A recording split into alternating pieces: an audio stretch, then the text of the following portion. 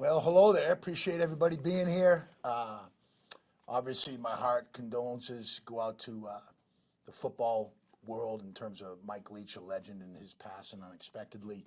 Got to know Mike when I coached at LSU in 1999, and he was the offensive coordinator at Kentucky. But my condolences and prayers go out to his family and the Mississippi State family. I'll tell you what now, the Texans, I mean, you look at the game last week, I mean, they had the game won, ball's on the 2-yard line, they punched that in.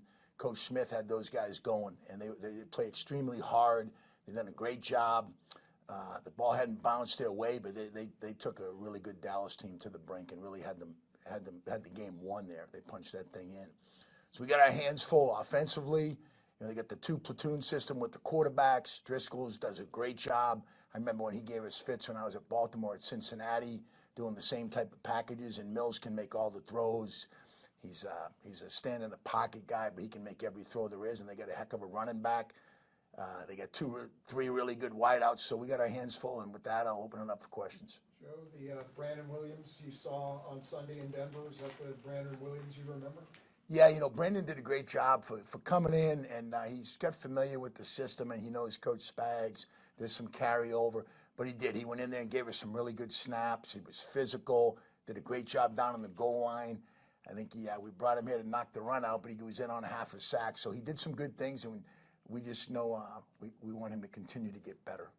The Texans ended up playing a couple of quarterbacks last week, and more of a, not just some guy got hurt. They were doing it maybe it's the way you'd see it in college or in high school or something. What's that prep like for your guys? Because you don't know what they're going to do this week.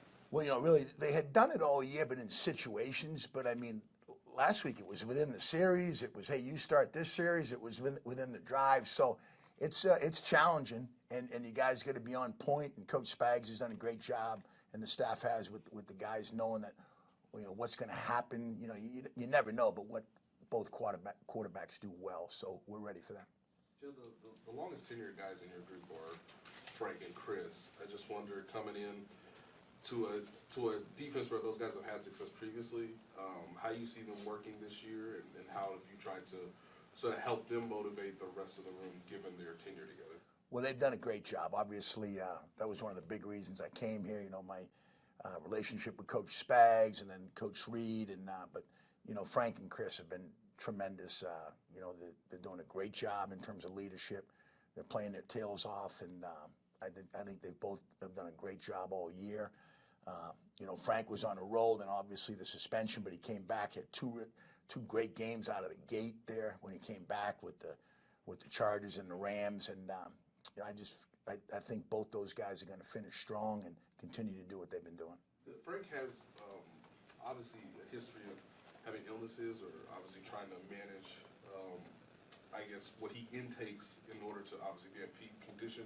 Have you been a part of that previously with the player? And just, I wonder from your perspective how you try to maintain him or manage him as the game goes along, if he does sort of feel. Well, he's had some bouts now. I mean, the Cincinnati game, anyone else wouldn't have played in the game. I mean, I would just say that and leave it at that. But Frank's a fighter. He's a warrior. And there was no way he was going to let his guys down. He played. He gave everything he had in that game.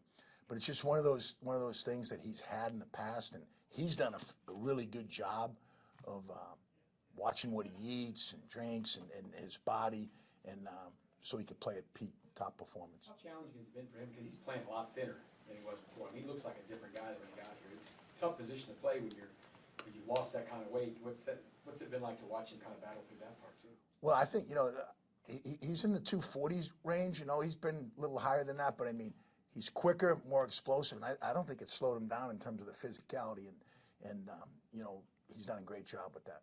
Last two, Pete and Kirby. Coach Spags mentioned that he's been happy with the four-man pass rush. The key now is finishing. What's the coaching point behind finishing, especially this late in the year when you're not having maybe as many physical practices? Well, the biggest thing about the four-man pass rush, and those guys have done a great job, and I think they'll all tell you they can do better, and we can do better, is that when they're all together, it's a thing of beauty. I'm talking about when all four are in unison and they're working towards the quarterback, they're at the level, staying alive in the hunt. Chris and Frank do a great job, Mike Dana, of coordinating that rush. So I think the biggest thing is just, don't chase the sacks, just do your job. Coach Spags calls a defense, whether it's a pressure, whether it's a four-man rush, do your job. And when you do your job, great things happen. You talk about doing your job, great things happen. Karlaftis now has gone 3 straight games with a sack. What has gone into the light switch turning on for him? Well, I think, as you look at earlier in the year, George was getting near the quarterback. He was getting close. And sometimes the pressure aspect of it, the hits, those will all start turning into sacks.